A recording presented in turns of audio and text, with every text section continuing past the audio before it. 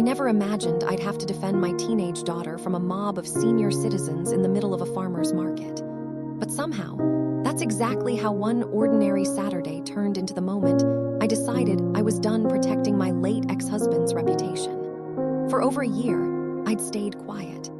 I took the insults, the accusations, and the endless harassment because my daughters had already been through more than enough. But that day, watching my 15-year-old call me in tears because 6 grown women had cornered her, something inside me snapped. And by the time the following Sunday rolled around, an entire church would discover exactly who the real villains had been all along. I'm 46 years old, and I have 2 daughters who are 17 and 15. My ex-husband died in a car accident last year before our divorce was finalized. On the surface, it looked like a heartbreaking tragedy. Friends, co-workers, and neighbors offered sympathy, assuming I had lost the love of my life. The truth was far more complicated. Months before his death, our marriage had already fallen apart because of a betrayal so devastating that it shattered every ounce of trust we had built over nearly 2 decades. It all started when my daughters accidentally uncovered something they never should have seen. They weren't snooping through their father's belongings or trying to invade his privacy. One afternoon, they came across messages on one of his devices, and what they found completely destroyed our family. My husband wasn't just having an affair. He had been carrying on a long-term relationship with another woman, and together they already had 2 little boys. Those children had been hidden from us for years. The boys themselves had done absolutely nothing wrong. They were innocent children born into an impossible situation. I have never blamed them, and I never will. But my daughters were only teenagers. Imagine discovering that the father you trusted had secretly built another family while still coming home every evening pretending everything was normal. Imagine learning that you have 2 younger brothers you've never met because your own father spent years lying to everyone he claimed to love. My girls were the ones who brought me the evidence.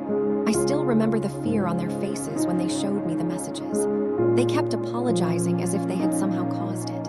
I hugged them and promised none of it was their fault. Within weeks, I contacted an attorney and filed for divorce. It wasn't an emotional decision made in anger. It was the only choice left after realizing my husband had been living a double life. Then fate stepped in before the divorce could ever be finalized. My ex-husband and his affair partner died together in a car accident. Just like that, the entire situation changed overnight. Suddenly, those 2 little boys were left without parents. My heart genuinely broke for them because no child deserves to lose both parents in a single day. But their tragedy didn't erase what my ex had done to our family, and it certainly didn't erase the trauma my daughters were trying to survive. Unfortunately, my former in-laws saw things very differently. Within weeks, they began demanding things that left me speechless. First, they insisted they should have custody of my daughters because I was supposedly turning them against their father's side of the family. That legal battle is still ongoing. Then they suggested something even more unbelievable. They wanted to move into my house with us because, according to them, we all needed to stay together as one family after the accident. That answer was an immediate and permanent no. They weren't looking for healing. They were looking for control. Instead of respecting my daughter's grief, they constantly pressured them to become loving big sisters to the affair children. Every conversation turned into another lecture about forgiveness, sacrifice, and family responsibility. They acted as though my girls should simply forget the years of deception because 2 innocent children now needed relatives. My daughters never hated the boys. They hated what their father had done, and every reminder of that secret life reopened wounds that hadn't even begun to heal. Thankfully, both of my girls have been seeing a therapist ever since everything happened. They've made incredible progress over the past year. There are more smiles now than tears, more laughter than silence. Healing has been slow, but we were finally starting to feel like ourselves again. That's why last Saturday hurt so much. Where we live, there's a wonderful weekend farmers market filled with fresh produce, homemade bread, flowers, local honey, handmade crafts, meats, cheeses, chocolates, and every kind of baked treat you can imagine. It's one of our favorite places to spend a Saturday morning. It also happened to be my youngest daughter's birthday weekend. Her birthday party wasn't scheduled until later in the month, but I wanted to celebrate somehow. Instead of buying her one big present, I handed her a budget and told her she could spend every dollar on whatever made her happy. Her eyes lit up instantly. She hugged me, laughed, and disappeared into the market with the excitement only a 15-year-old can have. Predictably, most of her shopping list involved chocolate. My oldest wandered toward a booth selling handmade jewelry, while I slowly made my way through the produce vendors buying vegetables, eggs, and meat for the week. For nearly an hour, everything felt wonderfully ordinary. After everything we'd lived through, ordinary had become a luxury. Watching families laugh together, smelling fresh bread baking, hearing live music playing in the distance, it reminded me that life was finally moving forward. Then I realized I hadn't seen my youngest in quite a while. I checked my phone. No messages. I smiled to myself, assuming she'd probably found another candy stand. Just as I reached for my phone to call her, it started ringing. Her name flashed across the screen. The moment I answered, every instinct I have as a mother screamed that something was wrong. She wasn't speaking. She was sobbing. Not quiet crying. Not frustrated tears. Pure panic. "Mom." Her voice cracked so badly, I could barely understand her. "What happened?" I asked, already walking faster. "There are people around me." "What people?" "They won't let me leave." My heart felt like it stopped beating. "Sweetheart, where are you?" Between tears, she managed to tell me the name of a nearby vendor. I didn't hesitate. I ran. My oldest looked at my face, immediately knew something was wrong, and sprinted after me without asking a single question. As we pushed through the crowded aisles of the market, I could already hear angry voices ahead of us. Then I saw my daughter. She was trapped against a produce stand, clutching her shopping basket so tightly her knuckles had turned white. Surrounding her were 6 elderly women. Some of them I recognized immediately. Years ago, before the divorce, we'd attended my ex-in-law's church from time to time. Several of those women had smiled at my daughters, complimented their dresses, and hugged us after Sunday services. Now they were pointing fingers at a frightened 15-year-old. "You should be ashamed of yourself. Those poor little boys have nobody. Your grandparents are suffering because of you. What kind of Christian abandons her own family? You should be taking care of your baby brothers." My daughter couldn't even respond. Every time she tried to speak, another woman interrupted her. She looked completely frozen. Tears rolled down her face, while strangers stared at the growing scene. One woman leaned even closer. "If your father could see you now, he'd be heartbroken." Something inside me snapped. 1 second, I was weaving through the crowd. The next, I was standing directly between them and my daughter. "Step away from her." The women fell silent. A few of them looked surprised. One recognized me immediately. "Oh, it's you." The amount of judgment packed into those 3 words was unbelievable. I wrapped one arm around my youngest, and the second she realized I was there, she buried her face against my shoulder. I looked at my oldest. "Take your sister's basket, pay for everything she picked out, then go wait in the car." She nodded immediately. Without arguing or asking questions, she gently guided her younger sister away while I stayed behind. The second they were gone, every one of those women started talking over each other. "You need to teach your daughters compassion. They've abandoned those innocent boys. Your poor former in-laws have lost everything." I raised my hand. "No." The sudden firmness in my voice caught them off guard. If 6 grown adults think surrounding a crying 15-year-old girl in public is acceptable behavior, every single one of you should be ashamed. One woman rolled her eyes. "We're trying to save her soul." "No," I answered. "You're bullying a child." Another crossed her arms. "She's refusing to honor her grandparents. My daughters don't owe anyone a relationship. They're family. My ex-husband stopped acting like family when he cheated on me. That sentence changed everything. Several women exchanged confused looks. Clearly, they hadn't been told that part of the story. One finally recovered. Everyone makes mistakes. Oh, really? I laughed bitterly. Cheating for years and secretly raising another family is just a mistake now. Our pastor teaches forgiveness. I forgave him enough to divorce him instead of destroying his career. The oldest woman stepped closer until she was only a few feet away. You should have obeyed your husband's parents like a good Christian wife. I honestly thought I'd misheard her. My husband had cheated, hidden an entire second family, lied to me for years, destroyed our marriage, and somehow I was the one being lectured about obedience. I couldn't help laughing. Not because it was funny, because it was completely absurd. You've got to be kidding me. Instead of calming down, they became even louder. One blamed me for filing for divorce. Another claimed my daughters had abandoned their helpless baby brothers. Someone insisted my former in-laws had become homeless because of us. Soon, all 6 women were shouting over one another. By then, a large crowd had gathered around us. Market security finally stepped in. They didn't care who started the argument. They simply wanted everyone involved gone. So all of us were asked to leave. Fine by me. I turned toward the parking lot, still shaking with anger. Unfortunately, the women weren't finished. They followed behind me the entire way, shouting about forgiveness, family values, Christian duty, and respecting elders. Like a flock of vultures circling their prey. I ignored every word. My only concern was getting my daughters safely into the car.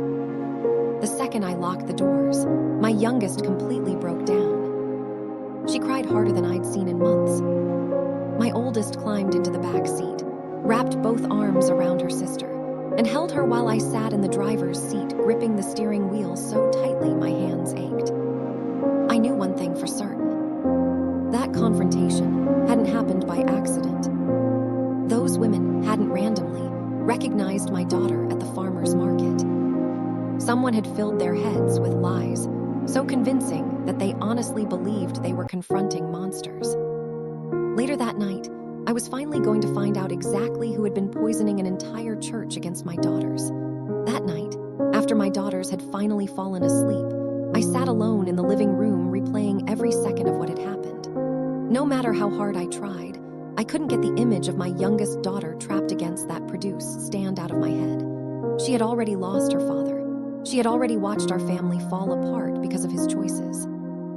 She had already spent months working through the trauma in therapy.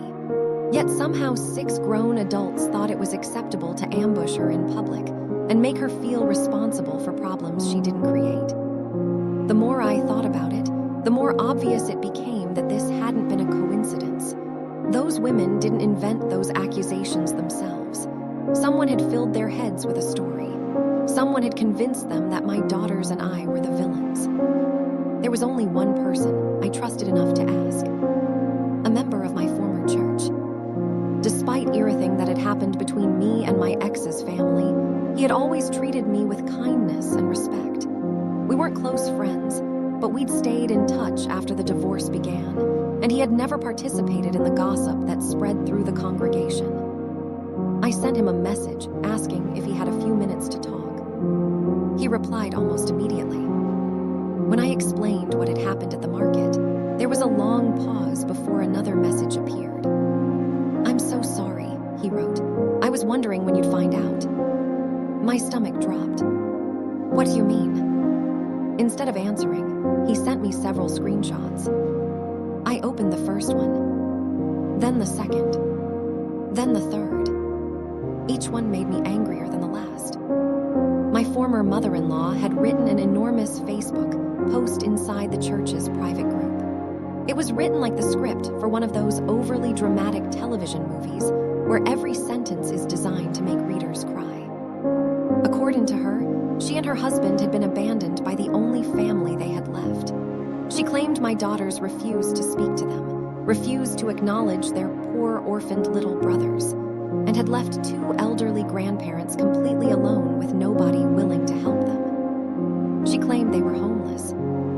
She claimed they were penniless. She claimed we had taken everything from them. The truth was almost laughable. They had inherited my ex-husband's personal bank account and his life insurance policy through a will I hadn't even known existed until after his death. They were hardly broke, but facts had never mattered to them. Then I reached the part that made me physically sick. She blamed us for losing the boys. Those little boys had been placed with distant relatives through the proper legal process because the court believed that arrangement was in their best interest. Somehow she managed to twist that into being my fault too. The comments underneath her post were exactly what you'd expect. People promised prayers. People offered money. People offered meals. Some even volunteered to help them move if they ever needed a place to stay. And countless people condemned my daughters without knowing a single fact. Then something occurred to me. Not once in that entire story did she admit that her son had cheated on me. She had somehow explained away the existence of 2 children without mentioning the affair. I asked my friend how she had managed that. His answer left me speechless. She told everyone that the other woman had been our surrogate. According to her version of events, I couldn't have any more children, so another woman carried the bobbies for us. Then, after they were born, I supposedly rejected them because they were boys instead of girls. I actually had to read that sentence twice. It was one of the most disgusting lies anyone had ever told about me. Not only had she erased years of cheating, she had turned me into a woman cruel enough to abandon bobbies because of their gender. That was the exact moment something inside me changed. For over a year, I'd kept quiet. I had every reason in the world to expose my ex-husband after discovering the affair. I had photographs, messages, emails, phone records, everything. But I chose not to. Not because he deserved protection, because my daughters deserved peace. Dragging every ugly detail into public would have forced them to relive the worst period of their lives. But my silence had become a weapon my former in-laws were using against my children. That ended immediately. Since the divorce had never been finalized before my ex died, every piece of evidence our attorney had gathered remained in my possession. The next morning I called work, took the day off, and drove straight to a local print shop. The employee smiled politely as I handed him a flash drive. He had absolutely no idea what he was about to print. One by one, the pages rolled out of the printers. Photographs of my ex kissing his affair partner. Pictures of them embracing in places he'd claimed were business trips. Screenshots of thousands of text messages where they laughed about lying to me. Messages planning vacations together while I stayed home taking care of our daughters. Then came the conversations between my ex and his parents. Those might have been the most shocking of all. Instead of telling their son to stop cheating, they encouraged him. They comforted him whenever I became suspicious.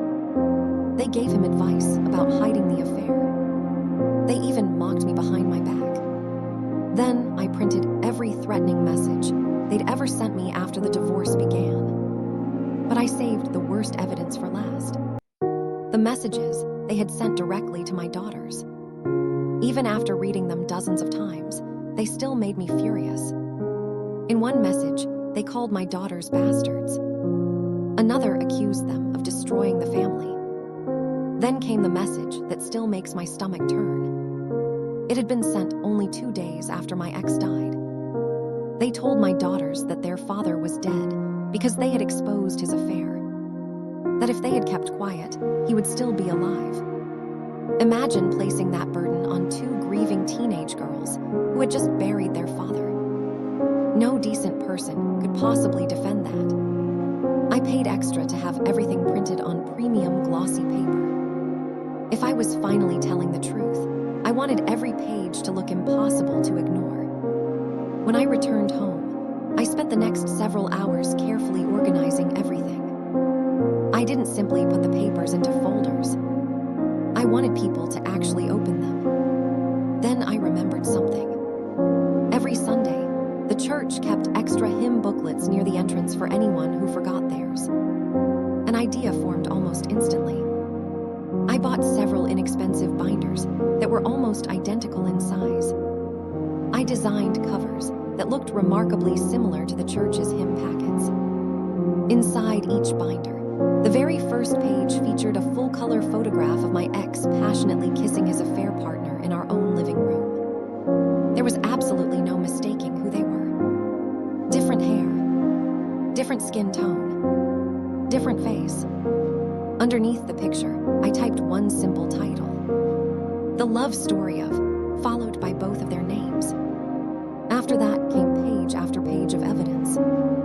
Every photograph, every screenshot, every email, every text conversation, every lie carefully dismantled by the people who had originally told it. Sunday morning finally arrived. I loaded every binder into my car. For one brief moment, I questioned whether I was going too far. Then I remembered my youngest crying on the phone. I remembered 6 adults surrounding her in public. The hesitation disappeared. I arrived just before the service started. The church entrance was busy, with people greeting each other. Nobody paid attention to me.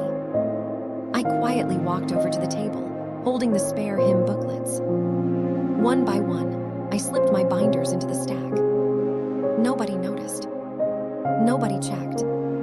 Then I calmly walked back to my car and drove home. About an hour later, my phone started vibrating. Then it vibrated again. And again. Before long, I had dozens of notifications.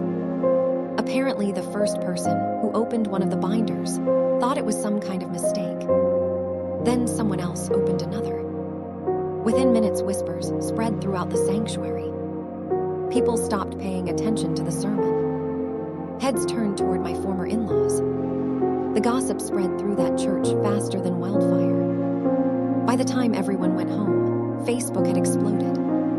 The same people who had spent days attacking me were now condemning my ex-husband. The names they called him were so harsh that even the pastor stepped in, begging everyone to calm down and remember their Christian values. His affair partner wasn't spared either. Ironically, many people still insisted divorce was wrong. Several even commented that I shouldn't have filed for divorce in the first place. Then they immediately followed that statement by saying they understood why I had temporarily lost my way after discovering such a terrible betrayal. Apparently, I could still be forgiven, unlike my cheating husband. The hypocrisy almost made me laugh. A few days later, 2 handwritten apology letters arrived in our mailbox. Both were addressed to my daughters. Both admitted they had believed lies. Both apologized for judging 2 innocent girls. The church even invited us back, promising emotional support and prayers. I politely declined. There was nothing left there for us. As for my former in-laws, life changed almost overnight. Every conversation inside the church became about the affair. Every whispered discussion stopped the moment they walked into a room. People who had defended them for months suddenly avoided sitting near them. Their carefully crafted image collapsed under the weight of their own lies. Eventually, the embarrassment became too much. They quietly left the church altogether. A few weeks later, my former mother-in-law made another dramatic Facebook post. This time, she complained about feeling abandoned. She wrote about how nobody cared about elderly people anymore. She claimed the entire world had turned against them. She even wrote that she wished her wonderful son were still alive because he would have taken care of both of them. I couldn't help rolling my eyes. With what money?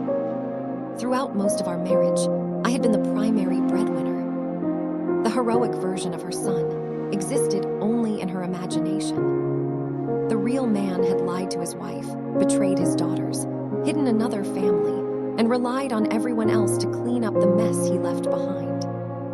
I never set out to destroy anyone's reputation. I simply refused to let my daughters become the villains in someone else's fictional story. For over a year, I stayed silent because I believed silence would help my children heal. Instead, that silence gave other people permission to rewrite history. The moment those lies were used to terrorize my daughters, I realized the truth was no longer optional. Sometimes telling the truth looks like revenge, but it isn't. It's self-defense. And after the truth finally